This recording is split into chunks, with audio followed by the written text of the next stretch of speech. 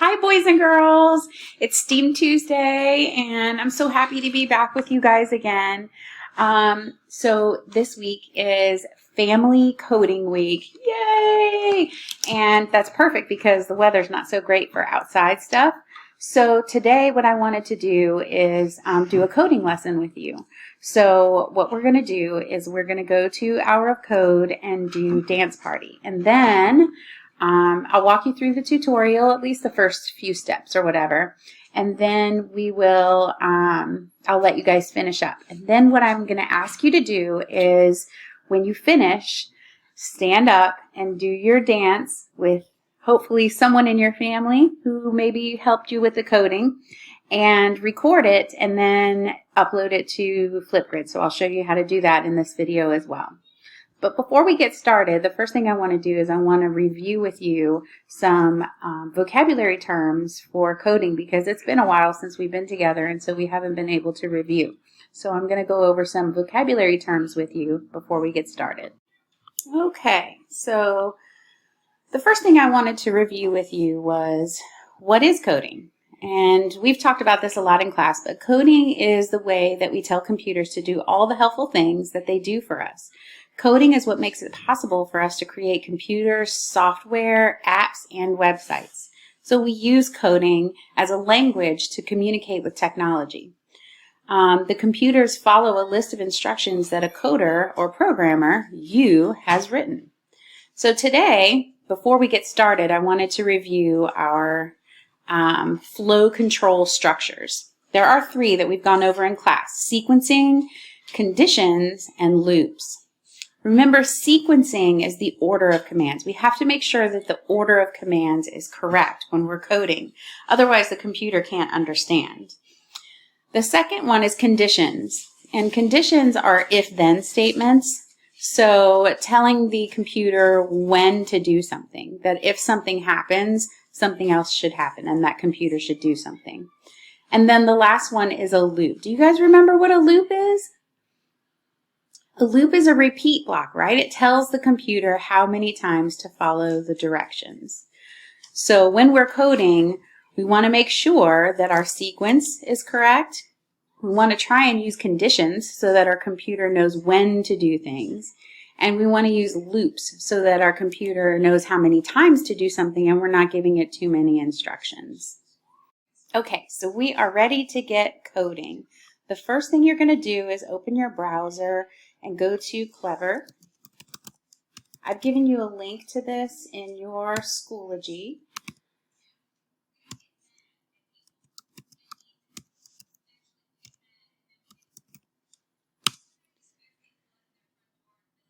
So when you go to Clever, I'm going to log Hannah out real quick so that you can see the login screen. When you get to Clever, you're going to log in. You can either log in with your Google or log in with Clever. If you log in with Clever, you just type in your username and then your birthday password. But if you're already logged into the computer with your Google, then you can just click Login with Google and then find your email, your CPS, Cincinnati PS email, and click that, and it'll log you in.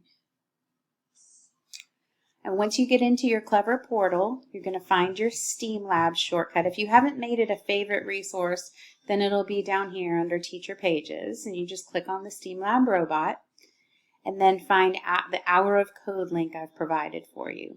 While we're here, let me just point out that I have updated the Clever portal for you to give you STEAM digital learning sites. So I've got the YouTube playlist, the menu of activities that I've provided for you, the Flipgrid channel, some STEM cards, and then lots of other stuff that I know you guys love to do, like Interland and Tinkercad and all of those things.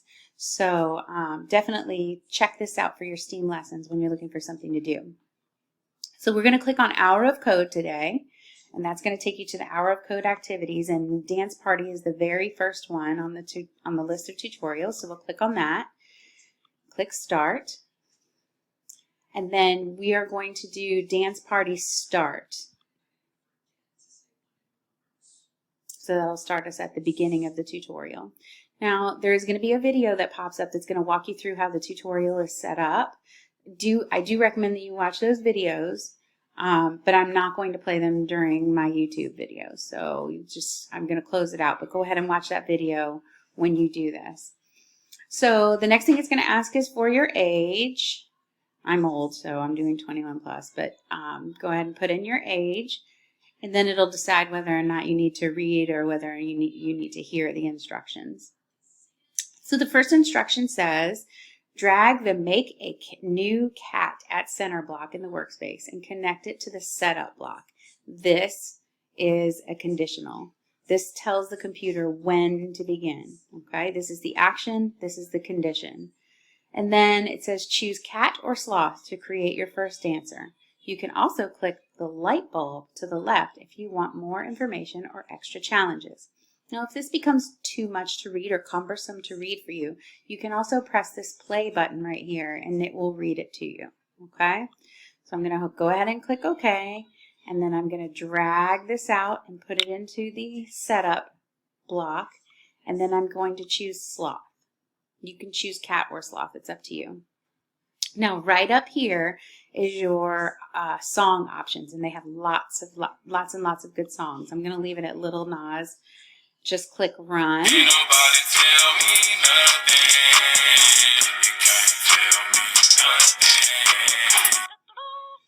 And then it tells me that I've completed puzzle 1 and I'm ready to move on. So I can click continue and move on to puzzle 2. There is another video. There's not one for every puzzle, but there is another video at this stage. So make sure that you watch that because it'll help you with the tutorial. All right, so the second challenge says when the up button is pressed. This sounds like a condition. It's saying when this happens. When the up button is pressed block lets you run code when you press the arrow buttons. Use the cats do clap left once block to make the cat clap. Make sure you press your up arrow key or the yellow one over here after clicking the run button. So I'm going to bring my cats do clap left and I'm going to attach it to this condition. But the cat is not going to clap until the computer receives that instruction, this condition right here. So we're going to go ahead and click run, and then cat's not clapping. But when I press the up arrow, the cat claps.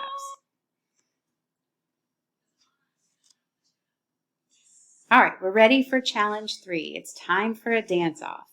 Program each dancer to move when you press different keys.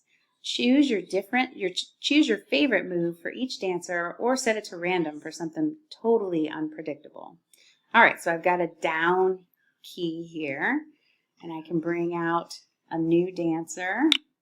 So I've got cats and bears here. I need to make sure that I have cats and bears here. So I've got my bears doing random. I've got my cats doing random. I can add more arrows to the screen, and I can use when left and when right arrows are pressed. There we go. But I need to make sure that I stick with cats and bears. So when I bring down my cats and bear, my action blocks, I need to make sure that I stick with cats and bears only. All right, and then I can change these, since they're already doing random, I can change these to different dances. Let's see, we'll do double down. There we go. Now I've got an action for each of the arrow keys. Remember that these are conditions, and these actions will not happen until I press the arrow keys over here. So I'm going to go ahead and click run. And I've got my cat and my bear. And I'm going to test my conditions.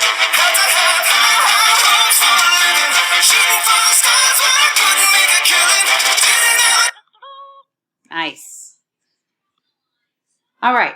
I'm not going to walk you through the entire tutorial. There's another video here, and you just keep going. Read these instructions. If you need help, there are little hints right here, and they will help you to get through and give you hints if you get stuck.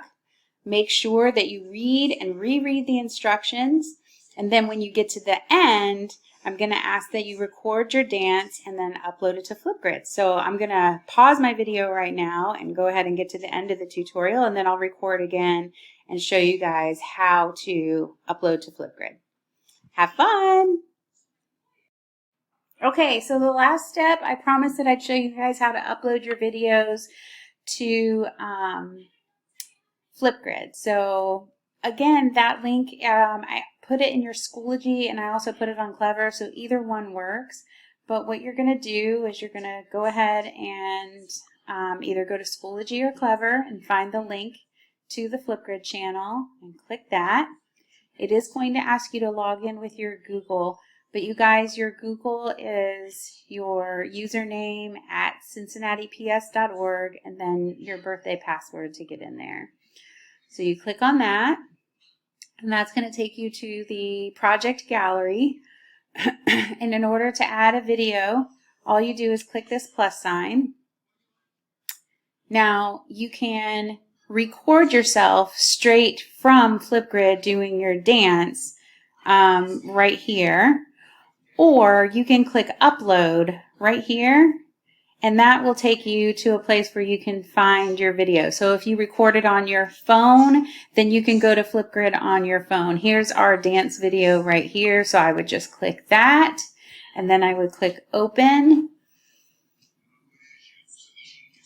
Okay, guys, so and we're then back, there's my video. I can finished. upload to, obviously I'm not going to upload this one because it has the screen recording of the code, but my point is that you can upload videos to the Flipgrid. You don't have to record right in Flipgrid. You have both options.